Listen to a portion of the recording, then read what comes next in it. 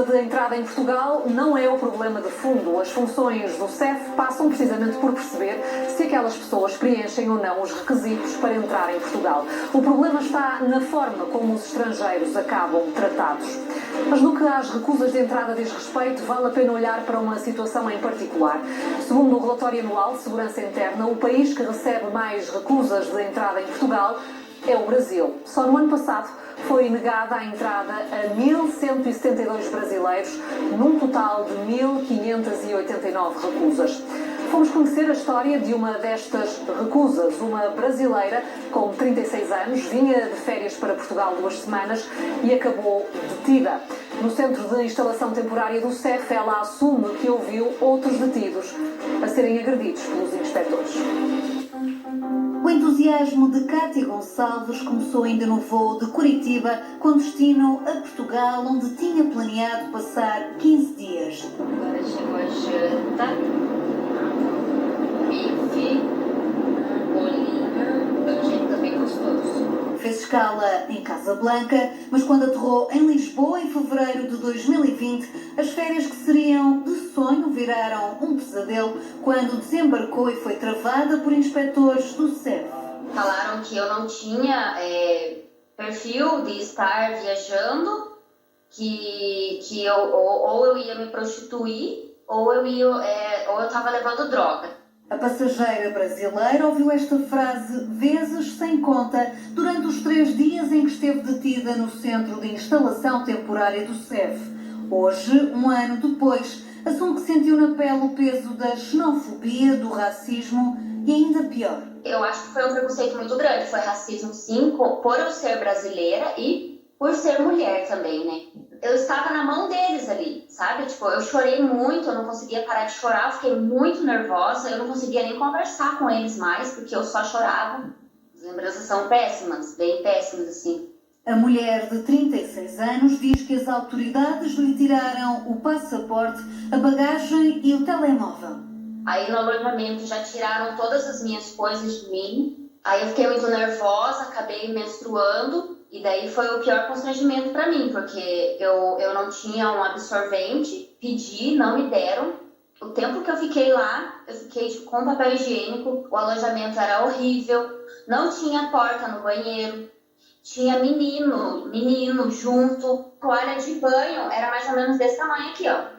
As condições logísticas do centro, que recebe por dia dezenas de estrangeiros, chocaram esta cidadã brasileira, mas o mais traumático, diz, foi o desrespeito pela condição humana. E mais uma vez assistimos a relatos de agressões às mãos do CEF.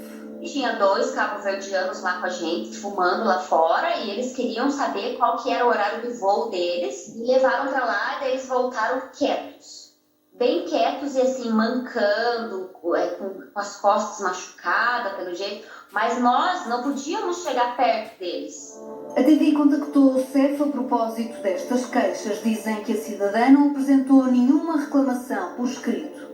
Foi dado conhecimento à cidadã em causa da existência de um livro de reclamações relativamente ao ESIT do aeroporto de Lisboa, no que concerne eventuais agressões, tratamento indigno, verbal ou físico, não foi registada qualquer queixa no serviço por cidadãos estrangeiros ali instalados. Cátia foi obrigada a voltar para o Brasil porque o CEF considerou que não apresentava prova adequada do objetivo e condições de estadia.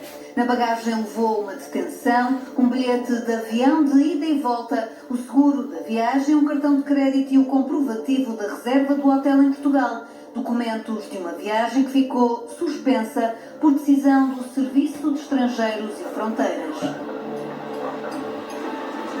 A descrição que esta brasileira faz do centro é só mais um dos vários relatos sobre as condições em que ficam os estrangeiros detidos no aeroporto de Lisboa quando lhes é recusada a entrada.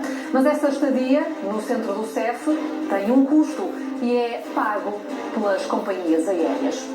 O centro do CEF, onde Ior Omeniuk morreu, cobra 100 euros por dia. Resolvemos fazer as contas por baixo e escolhemos os dados de 2019 para que o efeito pandemia não influencie. Há 2 anos, 4.995 pessoas viram a entrada recusada em Portugal. E tendo em conta que uma recusa implica no mínimo 2 noites no centro, ou seja, 200 euros, no final do ano o CEF terá arrecadado quase 1 milhão de euros no mínimo. Até porque há estrangeiros que chegam a passar 60 dias detidos, o tempo máximo que é permitido por lei. O custo, já o dissemos, é suportado pelas companhias aéreas. A lei prevê ainda que a transportadora pague uma outra taxa ao CEF, correspondente à escolta policial para os cidadãos que não querem regressar ao país de origem e que têm, por isso, de ser acompanhados pela polícia nessa viagem de volta. Essa taxa da escolta policial é de 388 euros. O caso da morte de Ior Omeniuk despertou o debate público sobre o CEF. A polémica instalou-se e o escrutínio em torno da intervenção do Serviço de Estrangeiros e Fronteiras foi brutal.